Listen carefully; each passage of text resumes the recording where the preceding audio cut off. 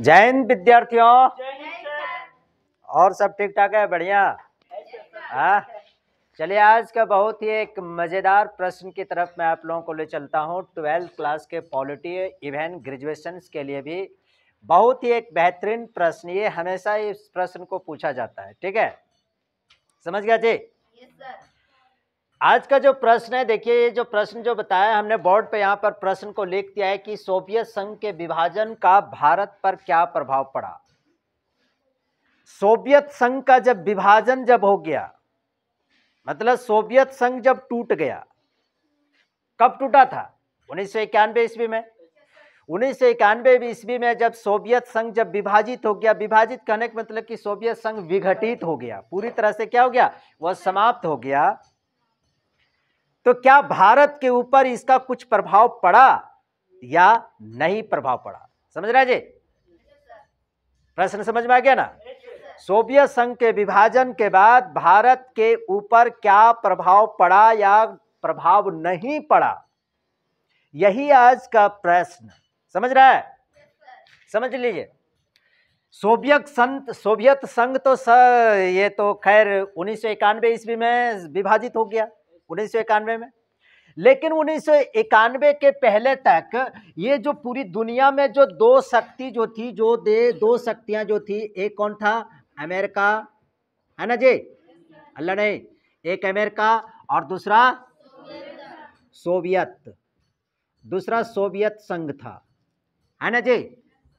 तो भारत कहां पर था? भारत यहां पर था, भारत यहां पर था, गुट निरपेक्ष था। लेकिन जब सन 1991 ईस्वी में जब सोवियत संघ जब विभक्त हो जाता है, ये पूरी तरह से जब समाप्त हो जाता है, तो क्या भारत के ऊपर कुछ प्रभाव पड़ा या नहीं प्रभाव पड़ा? यही है आज का प्रश्न के बारे में। समझ रहे जी? तो देखिए, सोवियत संघ के बिखरने के पहले जब तक दुनिया में दो महाशक्तियां थी, एक अमेरिका तो अभी तो महाशक्ति तो है ही है, जब सोवियत संघ भी जब एक महाशक्ति थी, तो भारत का संबंध दोनों देशों के साथ, अमेरिका के साथ भी और सोवियत संघ के साथ भी, दोनों के साथ भारत का संबंध बेहतर था। भले गुट निरपेक्ष में था, न गरियाएंगे न गले लगाएंगे, ले मजा। भारत न इसको गरियाता था, न इसको गरियाता था, न इसको गले लगाता था, न इसको गले लगाता था, लेकिन उसके बावजूद भी संबंध दोनों देशों के, दोनों महाशक्तियों के बीच भारत का संबंध बेहतर था। समझ रहे हैं?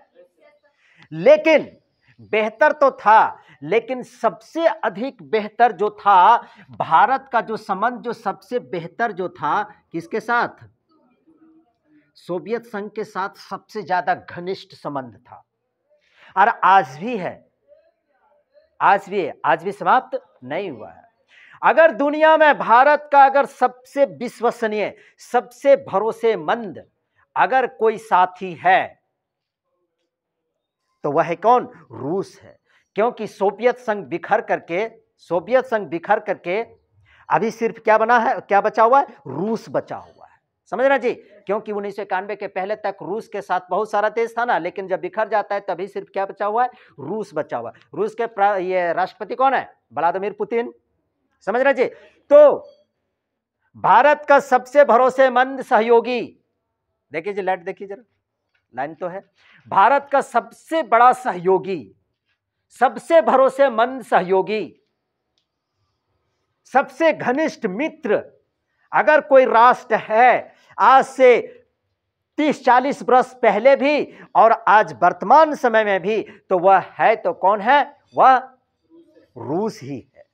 उस वक्त सोवियत संघ था, लेकिन सोवियत संघ बिखर जाने के बाद कौन सा बचा? रूस बचा ना। तो सोवियत संघ के साथ 15 देश थे, 15 देश। लेकिन 1991 ईस्वी में सोवियत संघ जब बिखर गया तो 15 छोटे छोटे बहुत सारे राज्यों का निर्माण हो गया, 15 राज्यों का, अर्थात 15 देश का निर्माण हो गया। तो बचा कौन? तो सिर्फ रूस बचा। तो रूस आज भी भारत का सबसे भरोसेमंद साथी है और इसके पहले भी था। समझ रहे जी? तो भारत का संबंध दोनों देशों के साथ क्या था? बेहतर था। समझ गए ना बात को? दोनों देशों के साथ भारत का संबंध क्या था? बेहतर था। लेकिन विघटन हो जाने के बाद भारत पर इसका कुछ प्रभाव पड़ा या नहीं प्रभाव पड़ा? क्वेश्चन समझ में आ गया? देखिए, भारत के ऊपर प्रभाव पड़ा। कहां है जी, डस्टर कहां है? अरे भारत के ऊपर इसका प्रभाव पड़ा है, समझ गए जी। सोवियत संघ के साथ कौन कौन देश था, जरा को बताइए तो।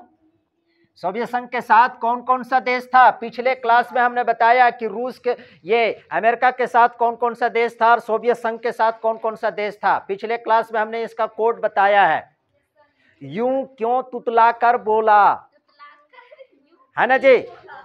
उज्बेकिस्तान, किर्गिस्तान,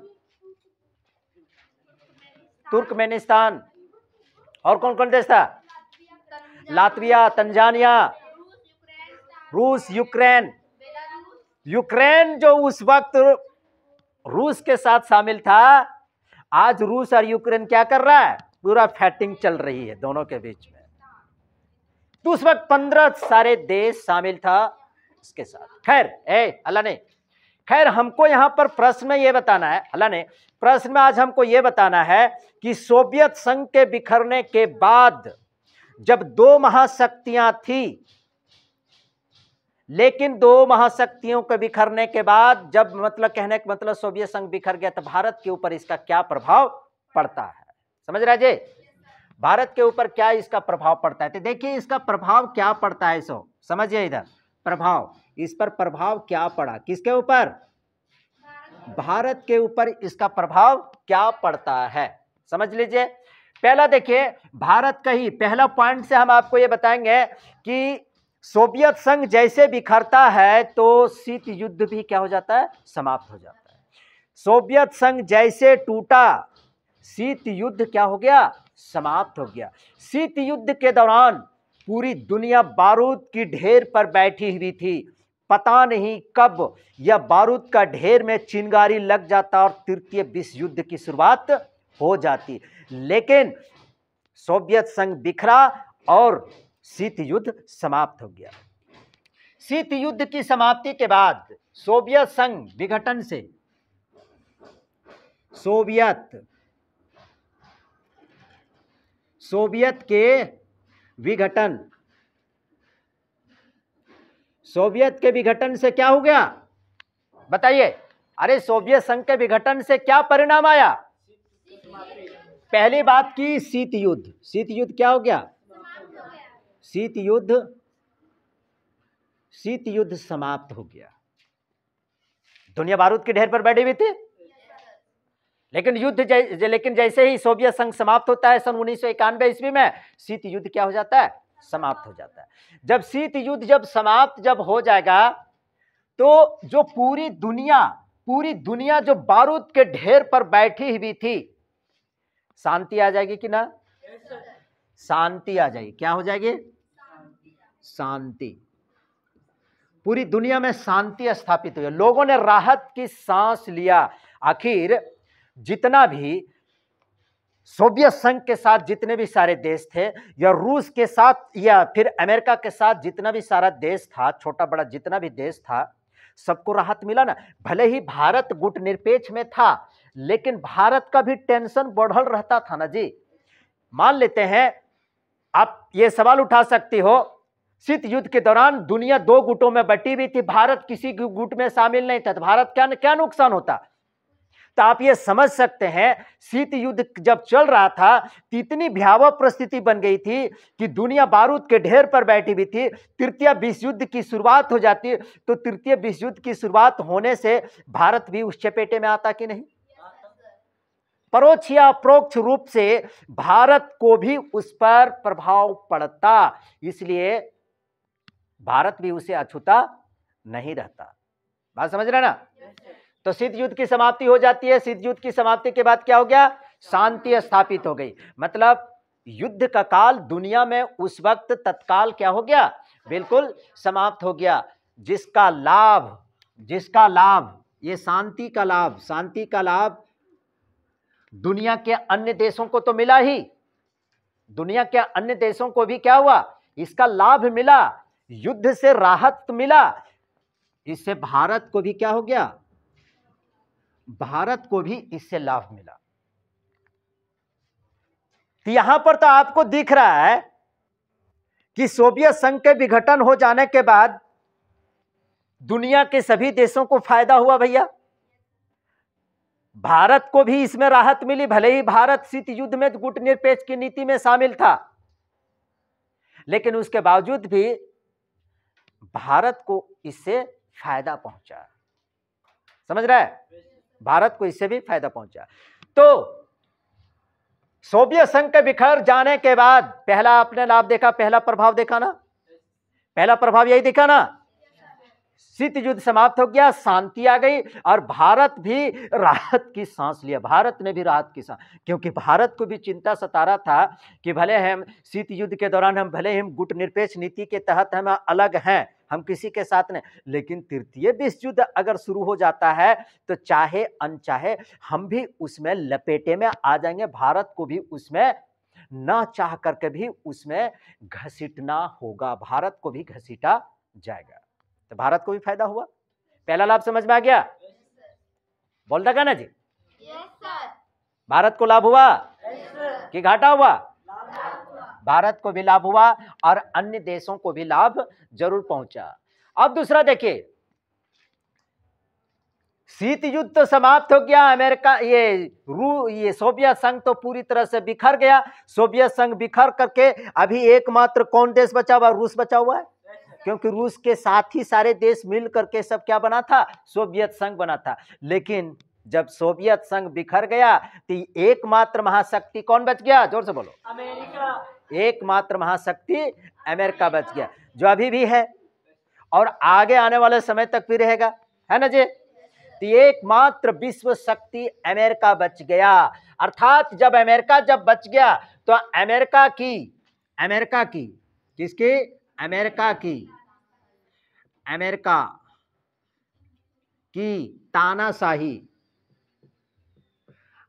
की तानाशाही रवैया क्या होने लगा? बढ़ने लगा। क्या रे अब कौन है? एक जो था सोवियत संघ तो वो तो छितरा गया, एक तो हम ही बचल है, जो करना है सो हम ही को करना है। हालांकि छोटा अमेरिका ने अपनी शक्ति को मनवाने के लिए दुनिया में कई सारे दो देशों के बीच में युद्ध भी थोपा है उसने, इसमें कोई दो राय नहीं है। दुनिया को सिर्फ ये बताने के लिए कि दुनिया वालों क्यों पड़े हो चक्कर में, कोई नहीं है टक्कर में, ये साबित करने के लिए अफगानिस्तान में तबाही ही तबाही, और आगे भी बताएंगे। ये सिर्फ अपनी शक्ति को स्थापित करने के लिए, अपने बाहुबली कर अपने पावर को पूरे विश्व में दिखाने के लिए तानाशाही रवैया को अपनाना शुरू कर दिया। कौन? अमेरिका ने तानाशाही रवैया को अपनाना शुरू कर दिया। अर्थात कहने का मतलब अमेरिका की शक्ति बढ़ गई, अमेरिका की शक्ति बढ़ गई, क्योंकि एक सोवियत संघ था तो अमेरिका को थोड़ा सा क्या करता था? कंट्रोल करता था। लेकिन अमेरिका की जब शक्ति बढ़ गई, जब बढ़ गई इसकी, किसकी? अमेरिका की शक्ति क्या हो गई? बढ़ गई। अमेरिका की शक्ति बढ़ गई। अब जब अमेरिका की शक्ति जब बढ़ गई तो भारत को भी इससे प्रभावित होना पड़ा, भारत को भी प्रभाव पड़ा। भारत पर भी क्या इसका प्रभाव पड़ा? किसका? अमेरिका जब तानाशाही शक्ति, अमेरिका जब एकमात्र ध्रुवीय शक्ति जब बच गई तो अमेरिका की एक ध्रुवीय शक्ति बनना, अमेरिका के द्वारा तानाशाही रवैया को अपनाना, भारत पर भी इसका थोड़ा नकारात्मक प्रभाव पड़ा, भारत पर भी इसका प्रभाव पड़ गया। आगे बताएंगे कि क्या क्या प्रभाव पड़ा है। ये दो प्रभाव को आपने देखा, कब से हुआ ये दोनों प्रभाव? शीत युद्ध की समाप्ति के बाद से अमेरिका का तानाशाही रवैया से भारत के ऊपर भी इसका प्रभाव पड़ा है। समझ रहे जी? पक्का? चलिए मैं अब तानाशाही रवैया अब मैं यहां पर से मैं आपको अब बताना शुरू कर रहा हूं। जब ये अमेरिका ने जब तानाशाही रवैया को, अर्थात जब एक ध्रुवीय शक्ति जब बच गया, तो देखो किस प्रकार से भारत को प्रभावित करता है, भारत किस प्रकार से भारत के ऊपर नेगेटिव प्रभाव पड़ता है, जो मैं अब अगले पॉइंट में हम आपको बताने जा रहे हैं, इसमें देखिए, भारत जब परमाणु परीक्षण, भारत ने जब परमाणु परीक्षण करना जब शुरू किया 18 मई सन 1974 ईस्वी को, भारत ने पहला परमाणु परीक्षण 18 मई 1974 ईस्वी को किया था पोखरण में, पोखरण अर्थात राजस्थान में। दूसरा परमाणु परीक्षण भारत ने किया 2 मई 1998 को, 2 मई 1998 को। लेकिन भारत ने जब पहला परमाणु परीक्षण किया, पहला परमाणु परीक्षण कब किया? पहला परमाणु परीक्षण 18 मई 1974 को, 1974। और दूसरा परमाणु परीक्षण भारत ने कब किया? 2 मई 1998 को परमाणु परीक्षण किया। 1974 ईस्वी में भारत जब परमाणु परीक्षण जब कर रहा था ना, तो पूरी दुनिया, अमेरिका ने उस वक्त भारत पर कोई प्रतिबंध लगाने का कोई संकेत नहीं दिया था, इसकी कोई बात ही नहीं है।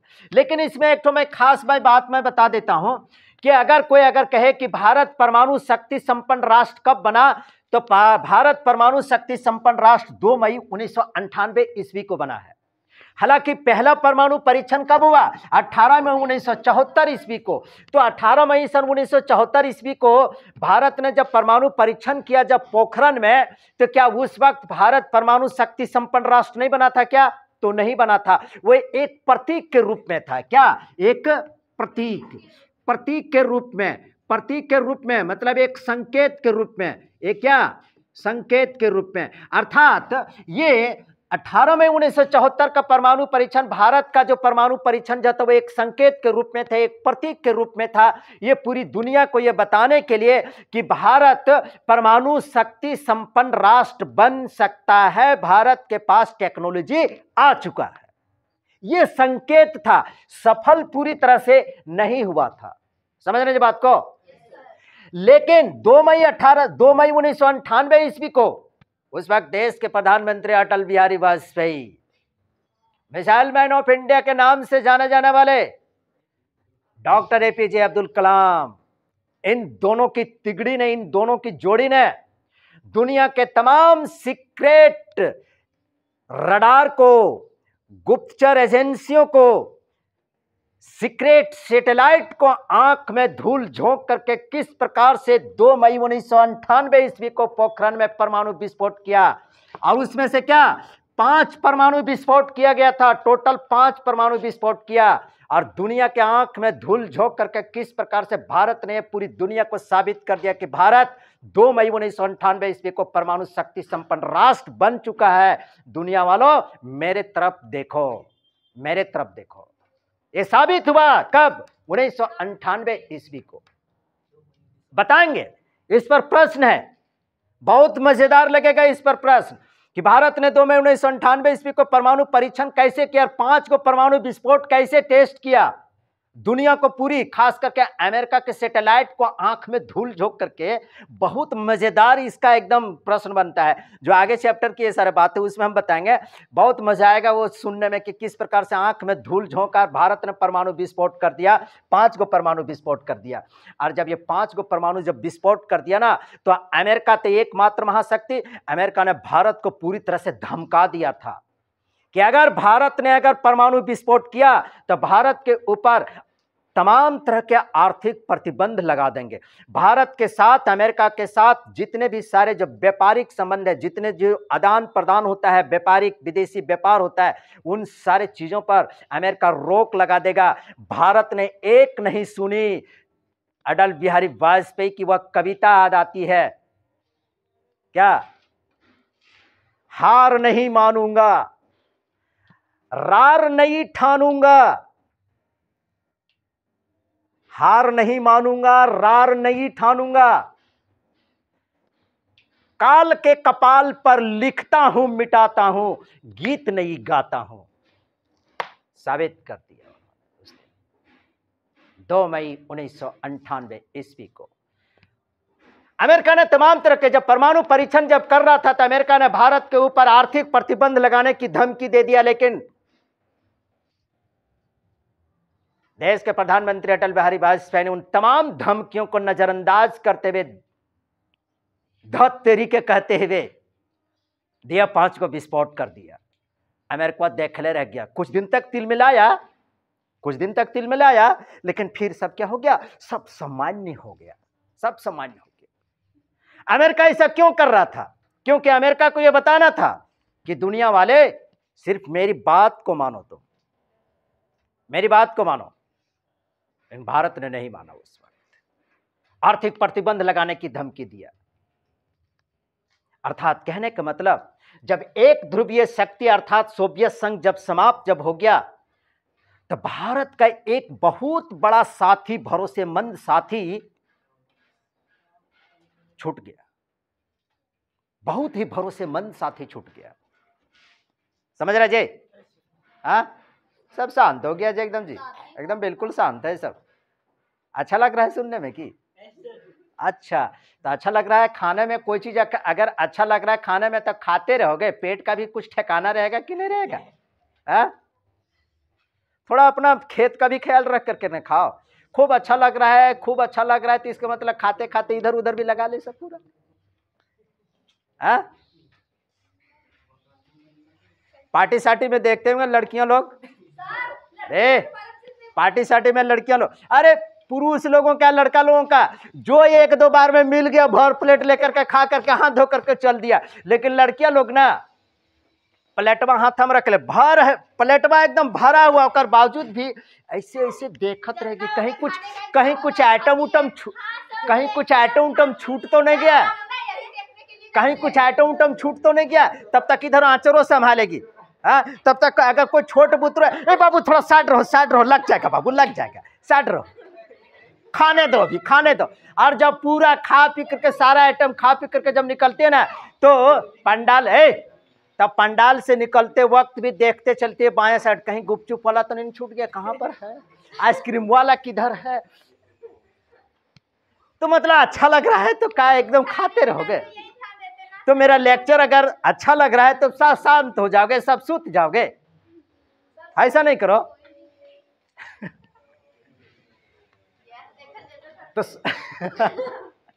तो सोवियत संघ के, देखो इधर सुनो, तो सोवियत संघ के बिखर जाने के बाद भारत के ऊपर प्रभाव पड़ा है, ऐसी बात नहीं है। समझ रहा ना जी? अरे इधर देखना क्या है जी, चलो बैठो, क्या लिखने के लिए दे, लिख के दे दो जी उसको। समझ गया जी? ये 3 प्रभाव अभी तक मैंने बताया, 3 प्रभाव। कब से? सोवियत संघ के बिखरने के बाद। दिया मुंह भगवान ने, ऊपर वाले ने 90 डिग्री पर उठाई, बोल दी, क्या बोलने से पता नहीं, बात करते हो एकदम।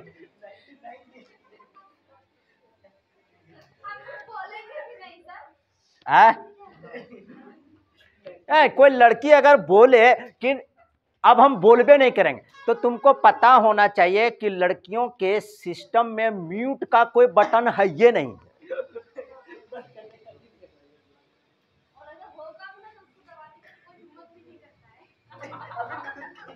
अब जब अरे रहता बटन तो कभी कभी गलतियों से दब जाता, जब है ये नहीं है तो बटन दबेगा कहां से? हाँ समझो, ये तीसरा प्रभाव। चलो इधर जा दो, ये तीसरा प्रभाव। चलिए मैं चौथा प्रभाव के बारे में बताता हूं। भारत का पड़ोसी देश, भारत का पड़ोसी देश कौन है? पड़ोसी पाकिस्तान। भारत का पड़ोसी देश पाकिस्तान। पाकिस्तान को जब भी कुछ जरूरत पड़ता है तुरते कटोरा लेकर के अमेरिका के पास पहुंच जाता है, अमेरिका के पास पहुंच जाता है। सड़क बनाने के नाम पर, इंफ्रास्ट्रक्चर बनाने के नाम पर, स्कूल कॉलेज यूनिवर्सिटीज के नाम पर, रोजगार सृजन करने के नाम पर तुरंत तुरंत पाकिस्तान कटोरा लेगा, चल जाएगा अमेरिका के पास, कुछ न कुछ मिल जाता है। और छोटा पाकिस्तान में क्या किया है, अमेरिका के साथ आर्थिक सहयोग ले लेकर के, और अमेरिका भी कम छोटा नहीं है, पूरी दुनिया में अमेरिका ना बहुत एक चालबाज देश है, बहुत चालबाज देश है। कैसे, अभी हम बता रहे हैं। अमेरिका पाकिस्तान को आर्थिक मदद दे करके, आर्थिक दे दे करके कि पाकिस्तान भूखा नंगा देश है, चलो पैसा दे दिया, सड़क बनाएगा, पुल बनाएगा, पुलिया बनाएगा, शिक्षा का विकास करेगा, स्वास्थ्य में खर्च करेगा। अमेरिका उधर से दे देता था, और पाकिस्तानी लोग ये लोग क्या करता था, ना रोड बनाता था, न पुल, न पुलिया, न एजुकेशन का कोई विकास, ला करके सारा का सारा पैसा हथियार पर खर्च करता था। गोला बारूद, बम, पिस्तौल, एटम बम, परमाणु बम बनाने में सारा पैसा को खर्च करता था। कौन देता था पैसा? अमेरिका देता था। किसको देता था? पाकिस्तान को देता था। और वह जब पाकिस्तान इन सारे हथियार को बना करके, खरीद करके, भारत के ही विरोध उन्होंने इन सभी हथियारों का इस्तेमाल करने का कई बार नापाक कोशिश किया है पाकिस्तान ने।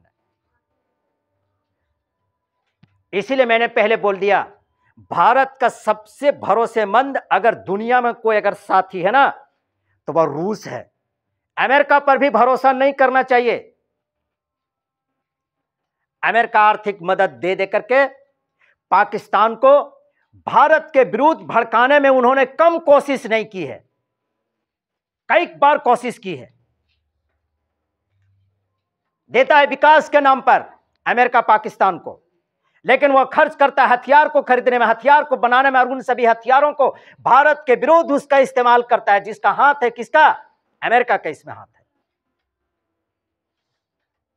लेकिन एक बात, भारत और पाकिस्तान के बीच में हमें बातें तो सब समझ में आई है, एक बात और मुझे समझ में आता है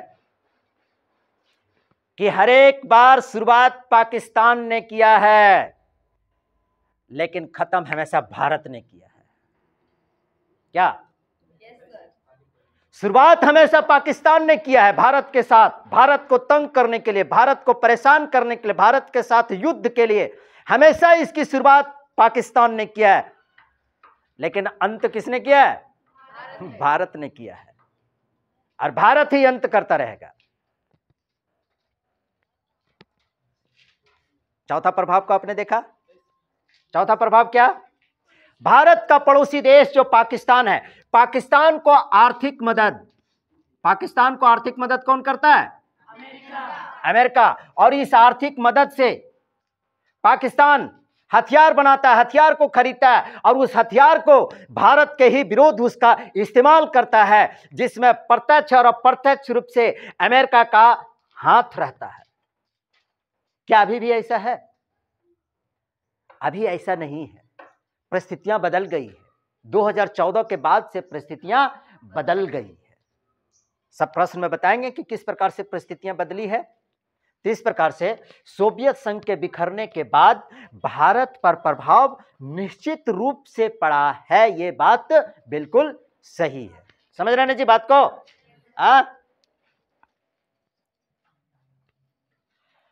सोवियत संघ जो है ना, अब उतना प्रभावशाली नहीं रहा है। सोवियत संघ क्या है कि प्रभावशाली सोवियत, देखिए सोवियत संघ, सुन लीजिए, सोवियत संघ,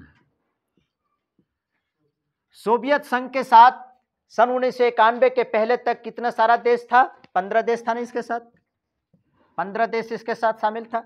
1991 ईस्वी में जब सोवियत संघ जब बदलता है तो ये 15 देश अलग अलग सब हो जाता है, जिसमें हमने बताया ना कौन कौन सा देश?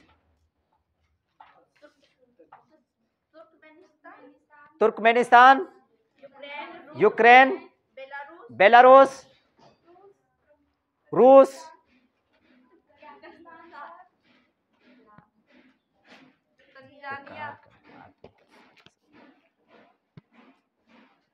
तुर्कमेनिस्तान, तंजानिया, लातविया, कजाकिस्तान, रूस, यूक्रेन, किर्गिस्तान, बेलारूस, लिथुआनिया, ये सारे सब सोवियत संघ के साथ था, लेकिन सन 1991 ईस्वी में बिखर करके एक ठो मात्र क्या रह गया? रूस। क्या बचा है? रूस बचा है। जब इसके साथ पूरा 15 देश था तो सोवियत संघ कहलाता था। तो मजबूत होगा कि नहीं होगा? ताकतवर रहेगा ना। लेकिन जब अलग अलग हो गया तो सिर्फ क्या है? रूस बचा, जो अभी भी है। रूस और यूक्रेन के बीच अभी ये जंग जो चल रहा है, तो रूस सोवियत संघ के जितना ताकतवर अब बचा हुआ नहीं है ताकतवर, बात ऐसी नहीं है कि ताकतवर नहीं है, लेकिन सोवियत संघ नाम से जितना ताकतवर था ना, रूस अभी उतना ताकतवर नहीं बचा हुआ है, अब उतनी शक्तिशाली नहीं रहा है। अर्थात कहने का मतलब, भारत का सबसे भरोसेमंद साथी जो 1991 ईस्वी के पहले जो ताकत जो उसके पास थी, वह ताकत उतनी ताकत नहीं बची है। ताकत है लेकिन उतनी ताकत नहीं है। तो इस प्रकार से आज हमने आप लोगों को बता दिया कि सोवियत संघ के बिखर जाने के बाद भारत पर इसका प्रभाव पड़ा है। समझ रहे जी? ये 4-5 प्रभाव को जो हमने जो दिखाया ना, ये प्रभाव पड़ा है। समझ गए सबको? चलिए मैं 2 ठो क्वेश्चन मैं पूछ लेता हूं, जोर से थोड़ा बताइएगा। भारत ने अभी तक कितने परमाणु परीक्षण किया है? 2। पहला परमाणु परीक्षण किस स्थान पर? पोखरण कहां पर है? दूसरा परमाणु परीक्षण कब किया? स्थान कौन सा है? स्थान कौन सा? दोनों स्थान पोखरण ही था, बकलोल कहीं का सब।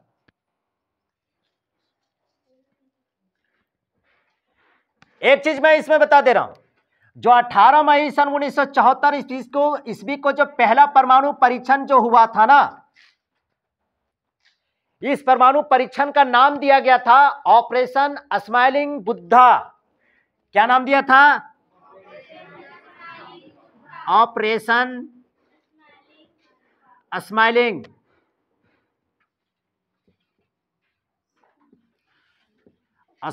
स्माइलिंग क्या? बुद्धा। पहला ऑपरेशन का नाम क्या था? जो 18 मई सन 1974 ईस्वी के जो परमाणु परीक्षण किया, यह प्रतीकात्मक था, एक संकेत था। मैं बार बार कह रहा हूं, एक संकेत था दुनिया को बताने के लिए कि भारत अब बहुत जल्द क्या हो जाएगा? परमाणु शक्ति संपन्न राष्ट्र हो जाएगा। भारत के पास भी वह टेक्नोलॉजी मिल गया है, लेकिन सफल नहीं हो पाया था। सफल कब हुआ? 2 मई 1998 ईस्वी को। और इस पहला परमाणु परीक्षण का नाम दिया गया था ऑपरेशन स्माइलिंग बुद्धा, नाम दिया गया था। पहला परमाणु परीक्षण का नाम क्या दिया गया था? याद रहेगा ना जी? Very good. एक चीज मैं और क्लियर कर देता हूं, उसके बाद क्लास समाप्त करेंगे कि 18 मई सन 1974 ईस्वी को पहला परमाणु परीक्षण जो किया, उस वक्त अमेरिका भारत के ऊपर कोई आर्थिक प्रतिबंध लगाने की धमकी नहीं दिया था। धमकी कब मिला था जानते हैं? 2 मई 1998 ईस्वी को, क्योंकि 1974 तक तो शीत युद्ध चल रहा था। 1991 में सोवियत संघ ने बिखरा, क्योंकि 1974 में जब भारत ने पहला परमाणु परीक्षण किया, उस वक्त पूरी दुनिया में 2 महाशक्तियां थी, सोवियत संघ और अमेरिका था। तो अमेरिका इसलिए भी उस वक्त नहीं बोला होगा कि कोई ठिकाना नहीं भैया, सोवियत संघ जो है अमेरिका का घनिष्ठ मित्र है, उसके डर से नहीं बोला होगा। लेकिन 1998 ईस्वी में जो परमाणु परीक्षण हुआ, तब तक तो सोवियत संघ तो एकदम सब गरुड़ पुराण हो गया था, सब एकदम 12-13 सब खत्म हो गया था। तब ओकरा तो कोई रोक टोक करने वाला तो था नहीं, कोई रोक टोक करने वाला नहीं था। तो उधर से अमेरिका तब तक खोज कर दिया कि परमाणु परीक्षण करेगा, आर्थिक नाकाबंदी कर देंगे। अरे तब तक अटल बिहारी वाजपेयी ने कह दिया कि जो होगा सो देखा जाएगा, आप देखो ने ताव मारा विस्फोट करो, धाए 5 को पोखरण में उड़ा दिया, एकदम खत्म बात। चल बेटा।